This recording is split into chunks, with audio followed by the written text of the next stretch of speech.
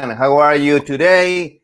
Today is my third program of Ask the Cheese Doctor, and in the English version. um, I thank you all for going to my show, to my live show. And today we're going to speak about all the cheese defects in milk. So we're going to talk about it. When we make cheese, sometimes we don't find the right cheese, the right milk, and therefore the milk, then we don't get the cheese.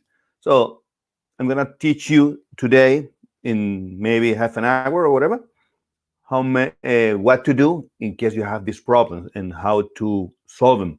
That's the idea.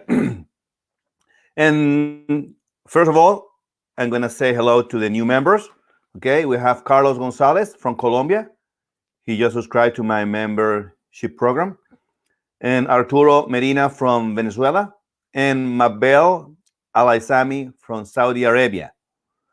She is from these three. And Carlos took the Cheese Lovers program. Arturo took the support, apoyo in Spanish. And Mabel took the apoyo as well, the support one.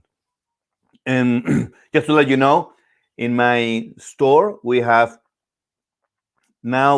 T-shirts with all them all the phrase that I use when I speak to you guys. One of the phrases that I use very frequently is "eat cheese," because a life without cheese is like a love without a kiss. And this is my shirts. So if you want to have a good, a funny T-shirt with the message that I say, and then you can support the canal as well. Just go buy it. It's not very expensive, but it's all right. The idea is to support the channel, to support the channel, and help us each other. I'm gonna be here every week teaching you, no matter if you buy the t-shirts or not, doesn't matter. And well, but if you want to support, this is a one way to show the community getting the t-shirts. Another new that I have is that I'm creating my cheese master program. It's a coaching program that is gonna teach people how to make cheese. You're gonna have to study. There's gonna be seven modules of information. I'm writing the scripts so I can teach you accordingly. I'm going to start with the history of cheese, then the cheese process, what bacteria to use, how to use it. And in the program, you guys are going to make 10 cheeses. And there's going to be one module when you're going to make the cheeses live. This module is going to last 1 or 2 weeks. And we're going to make a cheese every day. So, and it's going to be live. You're going to do the thing is that it's going to be online. But now, because of the pandemic, we're getting used to work in this way. So you guys are going to be able to make the cheese on your homes or whatever the place that you are, and we're going to make it together online in hot live. So you're going to be making the cheese. I'm going to be making the cheese as well, and we're going to share information. You guys are going to tell me what you see, what you're watching, what are you having, what problems are you having, and we're going to solve it immediately. So it's going to be very good. It's a lot of value for the price that I'm gonna charge for it, and even you can pay it by credit. You can use your credit card, or you can pay it online, monthly payments. The thing is that it's gonna if you take this course or this program, because the program doesn't end there. Once you study the modules, it's not gonna end over there. You're gonna be part of the program. Okay, it's a lifetime subscription. It's a lifetime program. You pay it once, and then you're gonna carry on and be part of the community. And the idea is that every person that joins the community helps each other and share the information that we're going to share as well with you guys. And I'm gonna share articles, a list of suppliers. We're gonna have a module as well about cheese food safety, or cheese safety, And the idea is that you can have all this information, and if you want to go deeper in this business, you will be able, with the information that I'm going to provide, form your own your business, and you're going to be very successful. Okay, because this is how we do it here in New Zealand. And New Zealand was one of the most, I would say, most demanding countries regarding to safety. So they're very picky, and if you follow our system, for sure you're gonna be able to succeed in your country. Okay, but no more news. Let's start with the class. Okay, let's say hello first, and to see if there's someone has commenting on it. Okay, there's no comment, no problem. So I'm gonna share the I'm gonna share the screen so you guys can see the presentation that I have today.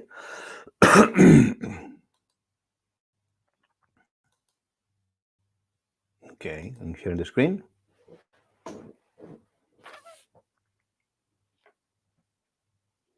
By the way, if you have any comments that you want me to change the time so more people can join us, feel free to do it. Comment. You can comment here on the comments on the box, and I will consider it. The idea is because maybe I noticed that in China, for example, is night or something like that. So we can make it a little bit more accessible for everyone. But anyway, let's go with the class. Okay, here we are. Okay, let's go with the slideshow first.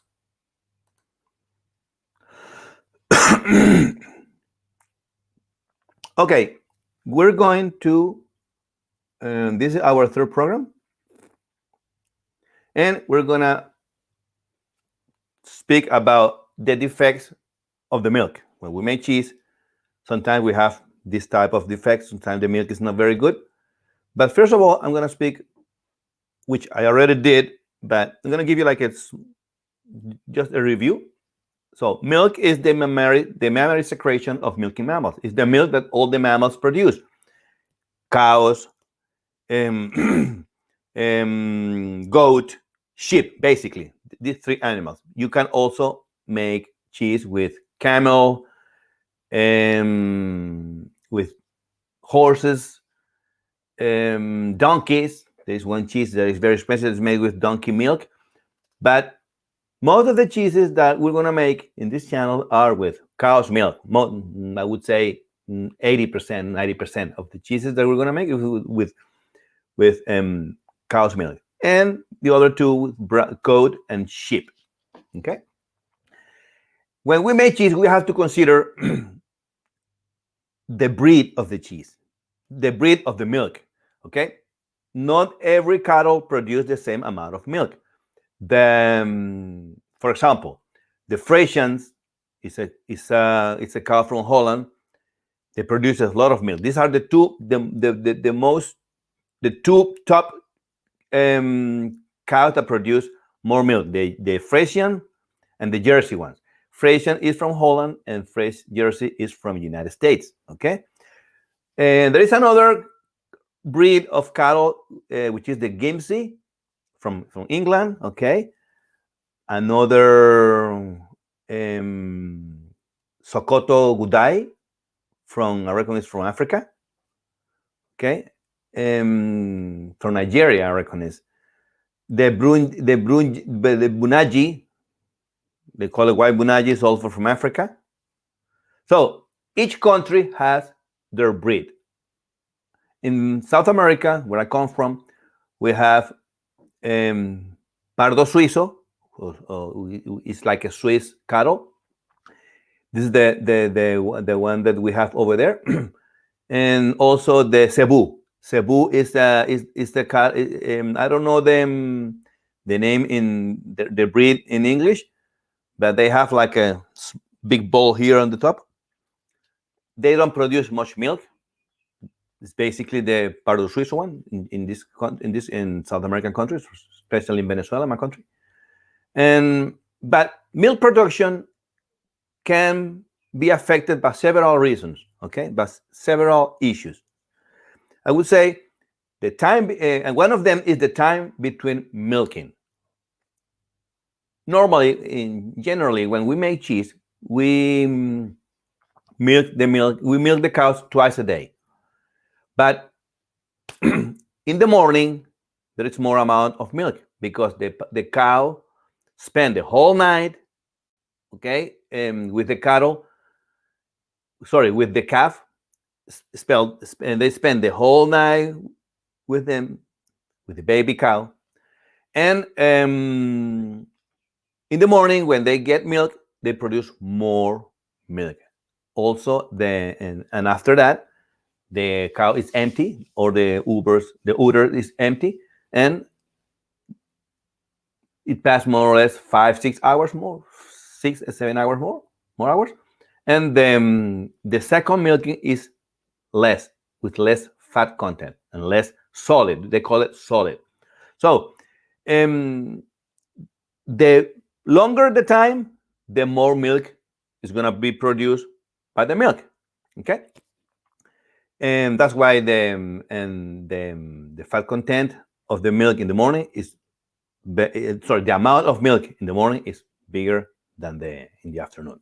Okay, another cause that affect milk production is the stage of lactation. At the beginning, when the cows are calving, when they give birth, okay, this is the word.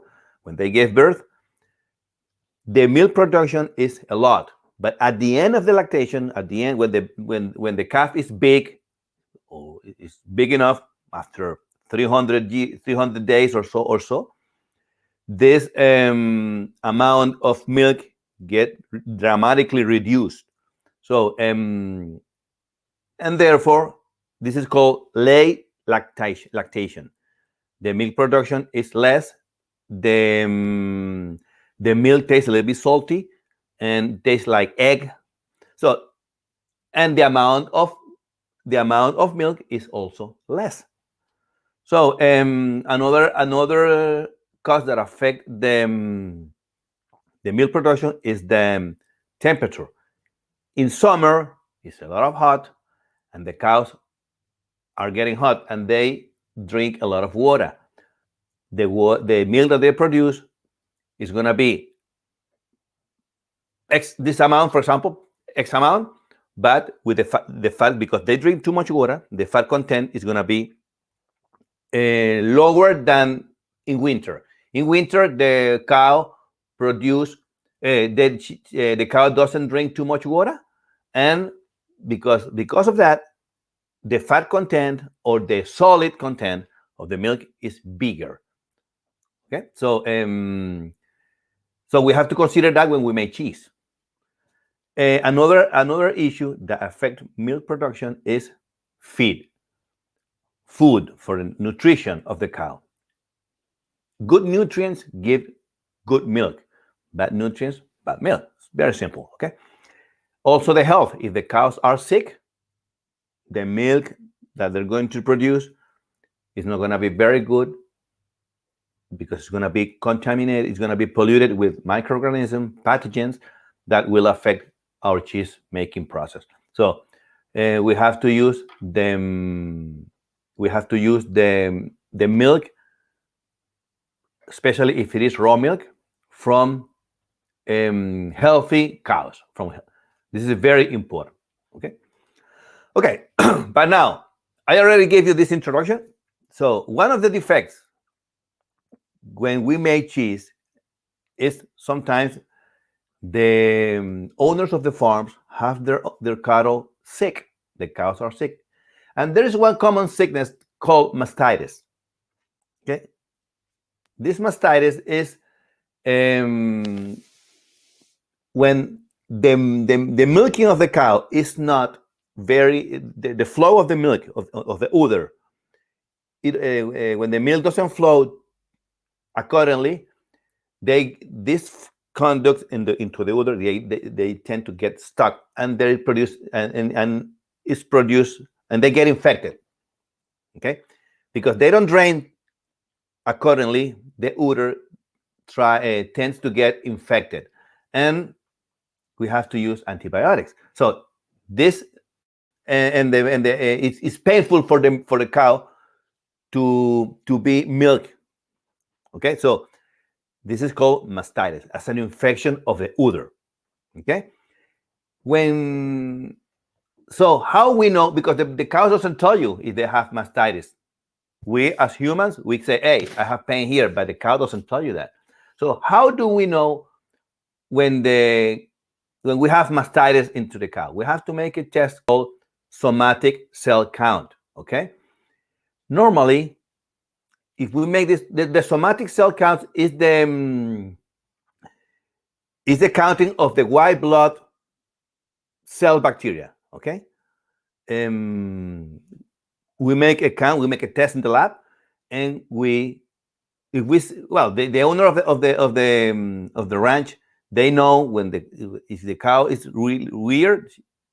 They know, no, this cow, I reckon they have mastitis. Also, the size of the udder, and because it's full of milk, it's not draining, so they know more or less. But the lab test that will tell you if the cattle have mastitis is the somatic cell count, and it's gonna when they take the milk, test it, and make a test. The typical values of clinical mastitis is between 400,000 and 1 million of white blood cells per milliliter. Okay, below 400,000, there is no mastitis. Okay, so there are some kind of machines that they made a test on site, so it's very easy to make. You don't have to go to a lab. Between 400 and 1 million, there is clinical mastitis, and the cow should be taken away from the lot and put in treatment. And above 1 million of white blood cells per milliliter is full mastitis, and we have to take care. We have to put this cow into treatment. Okay, so why this somatic cell count is a problem? Because these cells will produce enzymes, proteolytic enzymes, that will break down the casein, and therefore we're going to have lower yields. When I say yields, is that instead of having, for example, instead of using 8 liters per kilo, we're going to use 10 liters per kilo. So more liters of milk is more expensive cheese, and therefore more money. So our cost is going to be higher. So we have to, the idea, and we have to have healthy cows to have good quality milk. So this somatic cell count, if we have a higher somatic cell count, will give us a longer coagulating time. Okay, so when we put the rennet, instead of waiting 1 hour, we're gonna have to wait a little bit longer. Okay, because, as I said, these enzymes break down the protein in smaller particles. Okay, or smaller chains, and therefore we're gonna get a weaker curd. Okay, softer. Also, the these white cells will inhibit our starter culture, and eventually, when we make cheese with this type of milk, we're going to have off flavors. Generally as well, when we have this type of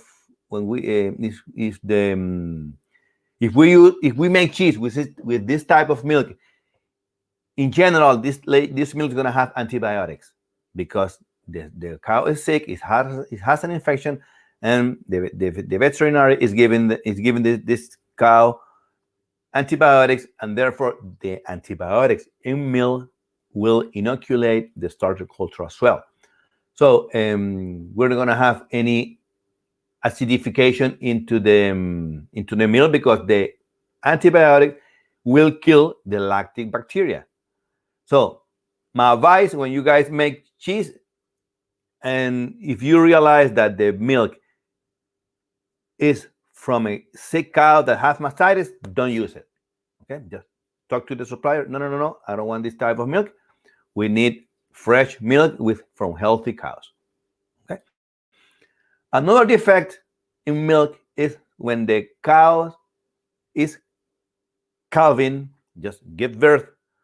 The first milk that comes from the cow is a little bit more yellow. This type of milk is called colostrum. This colostrum is the first milk that the cows produce, and it has a lot of nutrients for the calf, for the small baby. So if we use it for cheese making, it's not good. We can ideally we don't have to use it for cows for cheese making. We have to give it to the calf, okay, to the baby cow or to the baby bull, whatever. So and this colostrum is going to be going out from the udder of the cow up to 5 days after birth of the newborn. Okay. The premises that we normally use when we have a new cow that is calving is, as I said, no cheese making with colostrum milk. But they don't call it colostrum milk, they call it colostrum. So no cheese making with colostrum, okay? Because this colostrum, it has a lot of proteins and stuff. It will affect the exchanges of the pasteurizer. Okay, it will stuck them up, and because all these proteins are going to be accumulated into the plates of the milk exchangers, and they're going to get stuck, and it will block these exchanges, and therefore the flow of the pasteurizer is not going to be as it should be. Okay. And also, if you use colostrum, we're going to have softer curds, okay, weaker ones, and therefore, when we have weaker curds, we have less syneresis.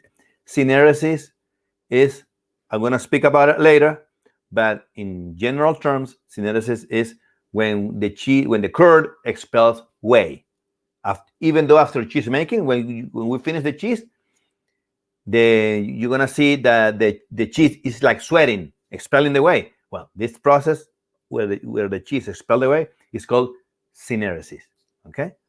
Okay, and making cheese using colostrum will give us flavors into the future cheese. So my advice, don't use colostrum. And you're gonna see that it's colostrum because it's more yellow than the normal milk. So don't use it. Okay.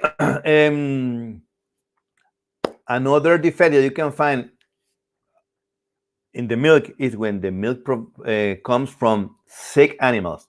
As I said before, generally, when we have sick animals, we have to treat them with antibiotics. So this milk that have antibiotic is going to inhibit the action of the starter bacteria, of the starter cultures, and therefore there's not going to be acidification. So if you see when you're making cheese and that you are inoculating your milk with the lactic bacteria or with the lactic cultures, and you see no action, there is no action from the lactic bacteria, there is no activity, the milk is not getting acidified. One of the causes is maybe the milk that you guys are using comes from sick animals. So you have to ask your supplier, hey, your cows are sick or not? Because your acidification is not happening the way it should be. So because the lactic bacteria is being killed by the antibiotics. Okay, so you have to be careful about it. Another cause that produce defects in milk is when we pump the milk too fast. Sometimes when we are pumping the milk, we have in the milk, as we know, we have fat globules. These fat globules are like small balls, and they have like a small membrane on the outer part of the globule, if we agitate through using pumps, of course, too fast, remember that the pump is like centrifugal blade inside the pump into the chamber, and we have like a blade, and the milk passes from one side, and which is the inject, and then goes to the other side with speed. When the milk comes into this chamber, where there is the rotor, if the rotor goes too high, too quickly, it will break this fat global membrane, and therefore we're going to have the fat, the free oil of the membrane is going to go to the whey and into the milk, and we're going to have lower yields. Okay, and we're not going to achieve the yield that we expect. Instead of using, I'm going to have to use more milk to get the same amount of cheese. Okay. Also, when the equipment is defective, if we have leakings as well, this leaking will affect also the production of the milk, of the cheese. Okay, and sometimes when we have very long pipes into the system, if we pump in, for example, our cooling tank is 500 meters away from the vat, or 100 meters away.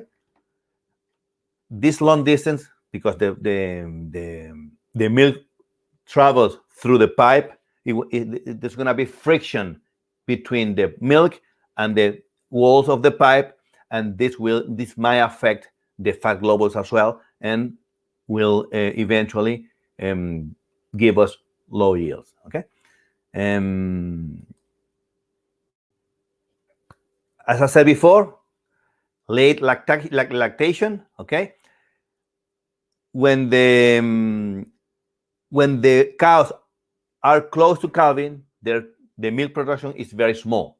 It happens more or less after 300 days of the last birth. Okay, of the last birth. So and as I said, the milk becomes a little bit salty, tastes like egg, albuminous taste. Okay, so try to use the milk when the cows are just giving birth, before, I would say, 200 days max. Okay, you have to talk to your supplier and ask him. That's the idea. And you can expect lower yields if you're using milk in late lactation. Okay. Another issue that is affecting the milk production and the quality of our cheese is the milk. When the milk is old, it has a lot of bacteria. The calcium is being degraded, and therefore we're going to have weaker curds and less yield. Okay, and therefore less synersis. If we have old milk, we're going to have, because into the milk we have fat globules. These fat globules are going to degrade as well, and there is an enzyme called lipase or lipase. This lipase will tend to degrade the fat of the milk, and eventually it's going to give us off flavors. And you know that the milk that we have lipase in the milk, because it tastes rancid.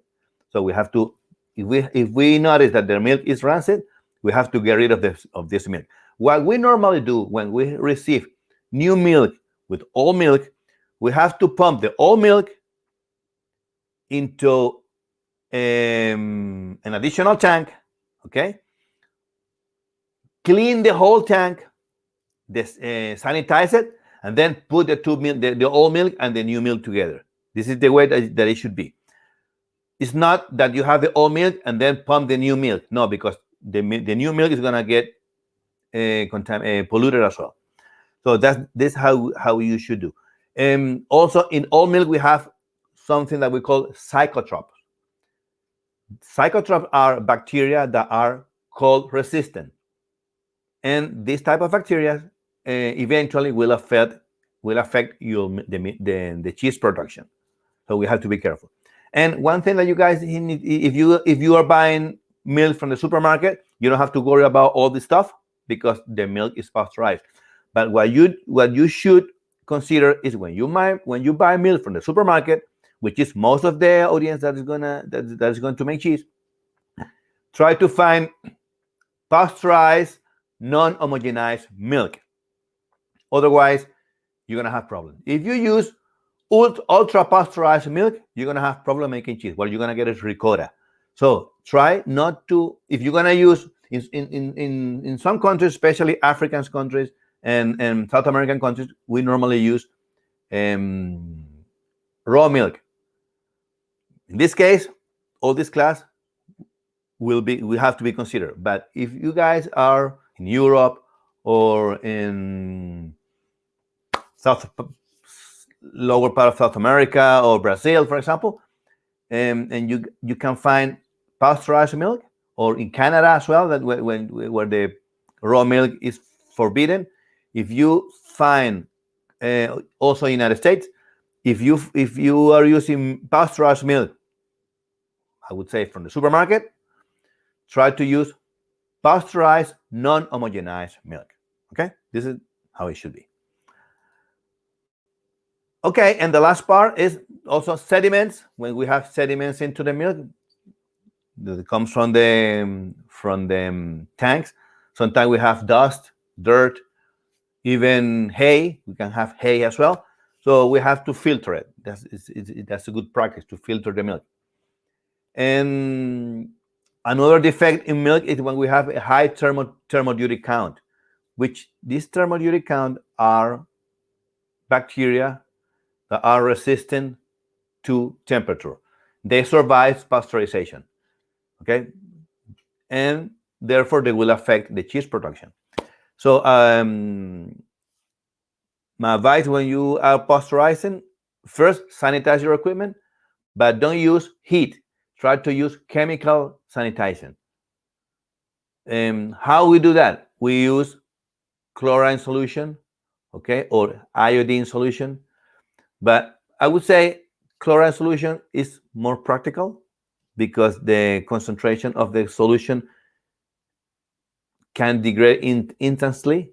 This concentration should be 200 parts per million. So when you use chlorine solution, 200 parts per million, the concentration is 200 parts per million. Once the chlorine solution comes in contact with the cheese or with the milk, it will degrade instantaneously. So the way to prepare it, go to I have a video in my YouTube channel how to prepare it, and you can also use bleach and prepare it. It's not a biggie, but in my video, the name of the video is disinfection or sanitizing techniques. Go to the video, and there is a way. It's translated into English, so don't worry about it. Okay, and if it is not translated, because I forgot, just send me a message and I will translate it straight away. Okay, but I recommend it is. So, and the last defect or the last cause that will cause defect in milk is detergents and sanitizing residues. When we use sanitizing and we don't rinse all the equipment accordingly, we're going to have rest of soap that will affect our cheese production, or it will affect our milk, and this detergent will affect the starter bacteria because it's going to kill them. It will inhibit the starter bacteria, and if we don't have starter cultures, we're not going to have acidification, and therefore our cheese is not going to be as it should be according to the recipe. Okay, well, I hope you guys have learned this half an hour. Okay, and let's go with the questions. Next program is number 4. It's not number 3. It's going to be number 4. I'm going to speak about lactic culture. So it's gonna be very good this next week, because I'm gonna tell you what is a lactic culture, how to use it, what type of lactic culture we're gonna have in cheese, how you should use it, what are the tricks that you need to do, how I'm gonna teach you a little trick so you can save time when you are heating. For example, if you're gonna heat, let's say 300 liters of milk, or 300 liters of milk, you don't have to wait 1 hour or maybe a little bit more to wait for the milk to get at the right temperature and then inoculate. I'm going to teach you a trick that we do when we make cheese, so you can save a lot of time. You can save 1 hour, even maybe a little bit more. Okay, now let's go with the Q&A, and I hope you have enjoyed this class. And let me see. Let me finish let me stop the screen sharing. And if we have something here, okay, wait. Here we are. Okay, let me see. Let's see here. Okay. All right. Now, I have here. Let me see. Here it is. Okay. Hi, doctor. Hi, cheese doctor, sorry. Does anyone make cheese with frozen milk? Okay, look. I would say no. When we make cheese, when we freeze the milk,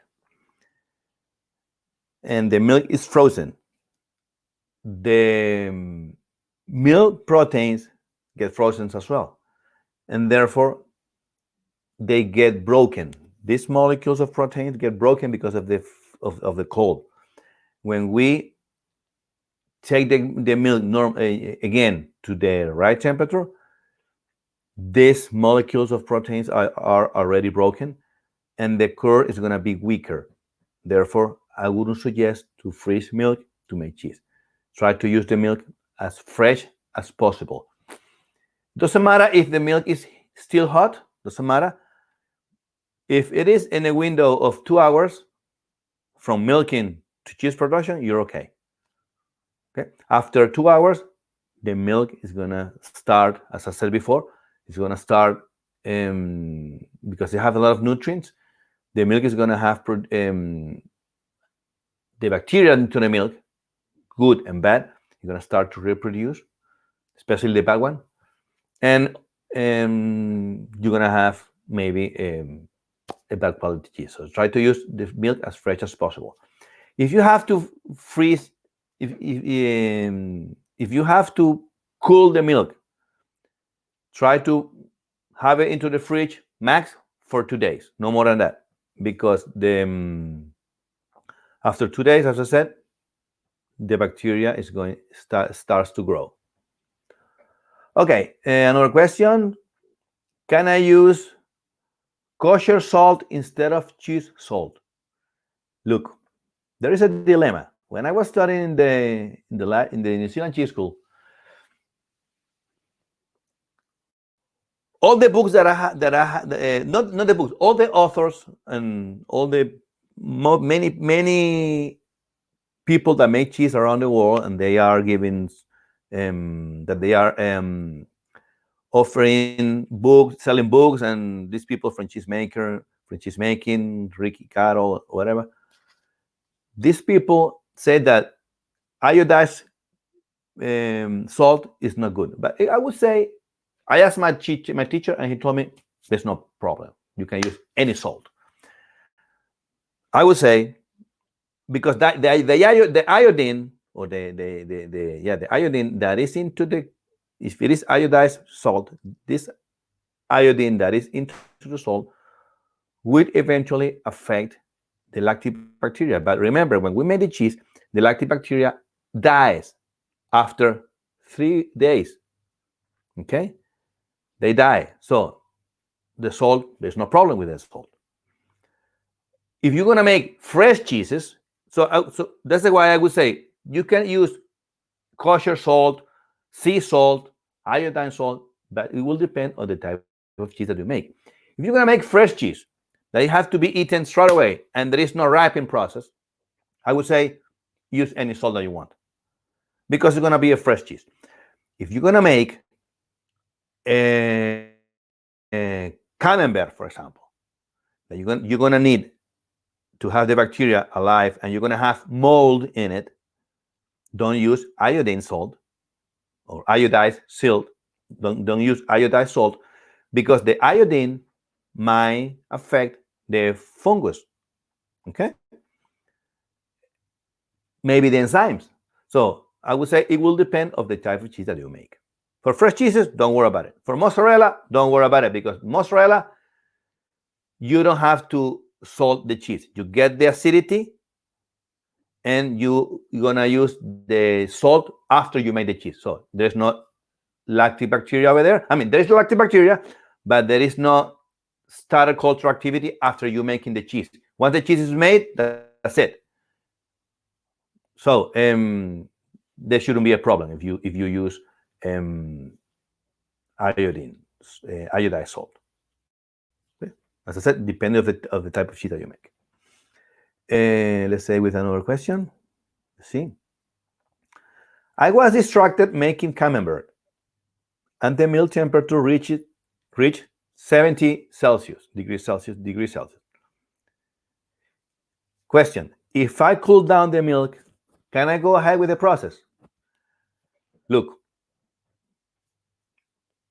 70 degrees, you are in the border of ultra pasteurizing the milk.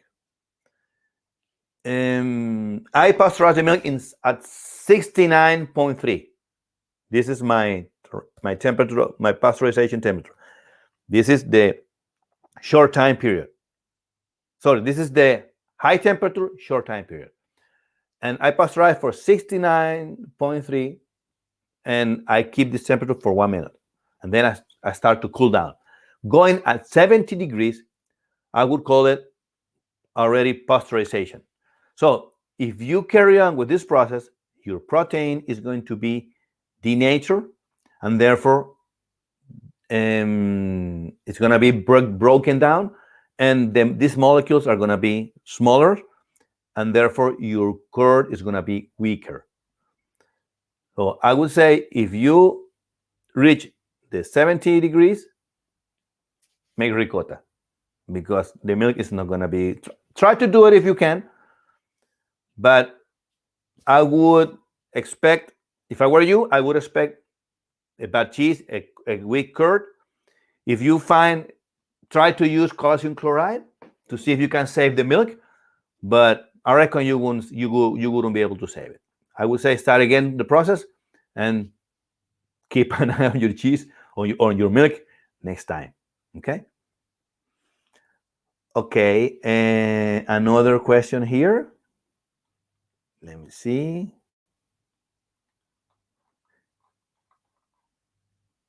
These are questions from the audience, from my channel. If you guys want to make questions as well, you feel free to do it. Okay, let me see here. Can I use a stand-up freezer and convert it into a cheese cave?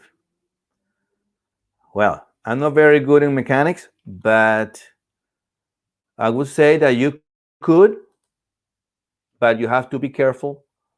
You have to put like temperature regulator, because a freezer gives you much lower temperatures. So you're gonna need temperatures between 7 and 11 degrees, and your freezer is gonna give you much lower temperatures. Okay, so be careful with that. These are they are regulators, temperature regulators. They have a switch, and they turn on or off depending on the temperature that the freezer get inside. And they use it for brewing beer and stuff. You can use it as well for cheese making. Try to go with this option, but I would use a fridge instead of of a freezer, because the freezer is too cold for it. If the regulator can regulate the temperature, and it will turn on and off, maybe you can use it for a while, because turning this, because it is a fridge, it will turn on and off. I would say the time would be more time to reach the right temperature. So it will turn on and off less frequently, because it's more cold that's going to go into the freezer. So try to see if it works. Go ahead, but you have to use this regulator. You can't go just plug the freezer and carry on, put the cheese. No, because it's gonna get frozen, and if it's gonna get frozen, you're gonna lose your cheese. Okay, you're gonna kill the bacteria, you're gonna kill the fungus, you're gonna kill everything, because the cold will kill it. So try to use this regulator to keep the fridge or the freezer into the range of 7 degrees or 11 degrees. This is the range that you should have, more or less. In the long maturing process, when you have to have 4 degrees, okay, you also can regulate the freezer to this temperature, and whatever the temperature on the freezer is getting, it will turn on and off more or less frequently. Okay.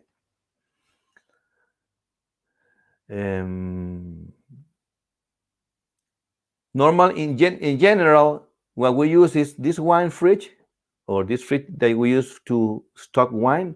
This is a perfect one, or a normal fridge one. Small ones, this executive fridge, these are perfect as well for cheese making. Okay, I would like to make queso fresco. What size of mold do you suggest for the recipe? Well, look, for queso fresco is a very noble cheese. You can use any type of mold.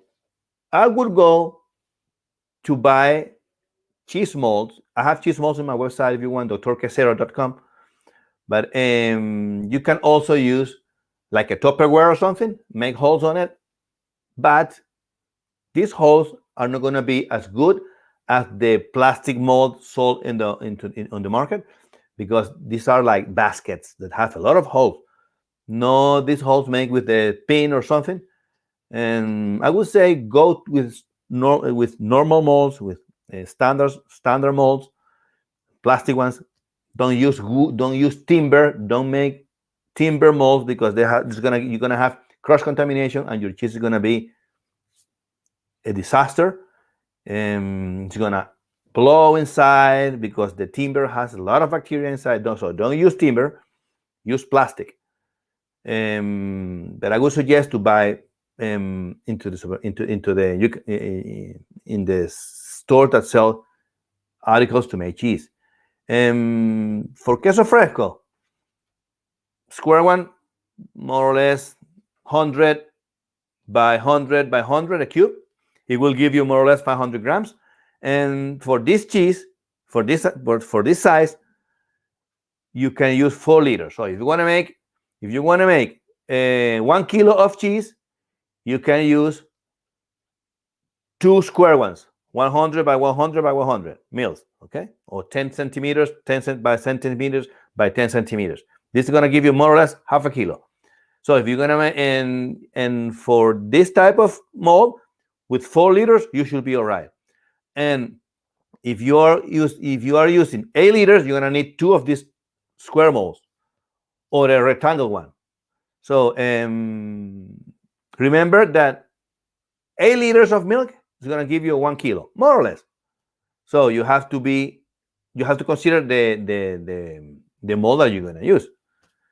This in general, the suppliers will tell you this mold have half a kilo capacity, 3 kilos capacity. They will tell you that. So it will depend on the amount of milk that you're making. Okay. Number 6. How are we with the time? Ooh, we have 10 minutes to go. We're almost there. Okay, and okay, number 6. I made mozzarella with raw milk, and even though the curd reached the correct pH level, it stretched very poorly and was very brittle. Can you please advise why? Easy. Okay, look. Sometimes when we make mozzarella, then we are making mozzarella, but in this case, you're making from raw milk, right? Let me see. I don't remember.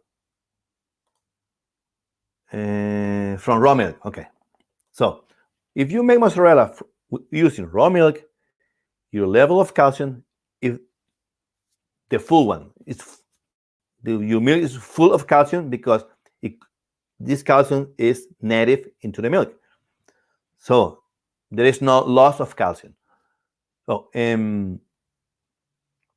but when you are start acidifying the milk, and even though you're getting the right pH, when this acidification process tends to dehydrate the protein. Let's say the protein. I'm not gonna go in details for that because not at this level. So this acidification process will dehydrate the protein. Therefore, when you heat the curd, it's not gonna stretch because the protein molecules are interacting too much between each other, and they becoming hydrophobic. They don't accept water. So what you have to do, don't worry about it. It's not the end of the world. If you notice that, put it into the fridge, cover it with plastic so it doesn't lose water, it doesn't evaporate, and let it hydrate naturally. There's a process called proteolysis, which will change the structure of the cheese, of the protein molecules. And this proteolysis will allow the protein to hydrate. Leave it for a week, cover in cold, and then this proteolysis, it will allow you to stretch the curd. Okay, so don't worry about it. Just give it some time. Put it into the fridge. You have the right pH. The milk is the cold is not going to allow more acidity. So put it into the fridge, cover with plastic, let it rest for 1 week. After 1 week, make the test again. It should stretch. Okay, and then you can carry on with your process. Okay, let's see. We have 3 more questions and we go. Okay. Can I use ultra pasteurized cream to make soft cheese? Well, you can use ultra pasteurized. If you're gonna use a small amount, no problem, to standardize. But don't use ultra pasteurized milk. You're not gonna make cheese, soft cheese. You can use ultra pasteurized cream. That's no problem because it's a small amount. Okay. It will when we use cream, is to add more fat into the milk. So there's no problem. Even though the casein molecules of the cream, because the cream has also protein, is denatured a little bit.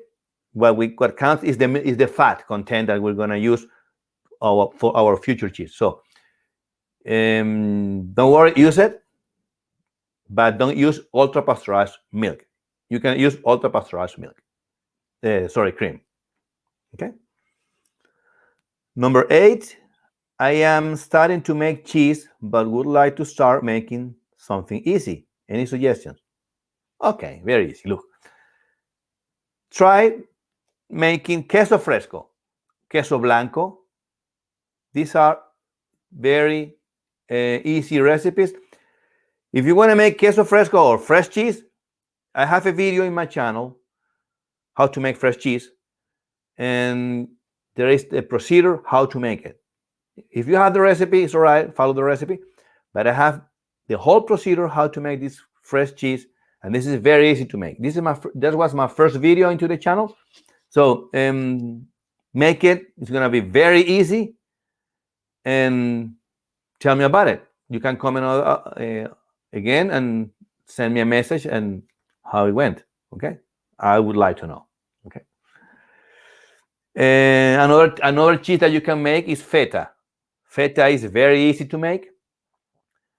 Feta is, if you don't have the recipe, go to my channel. There is one video of how to make feta cheese.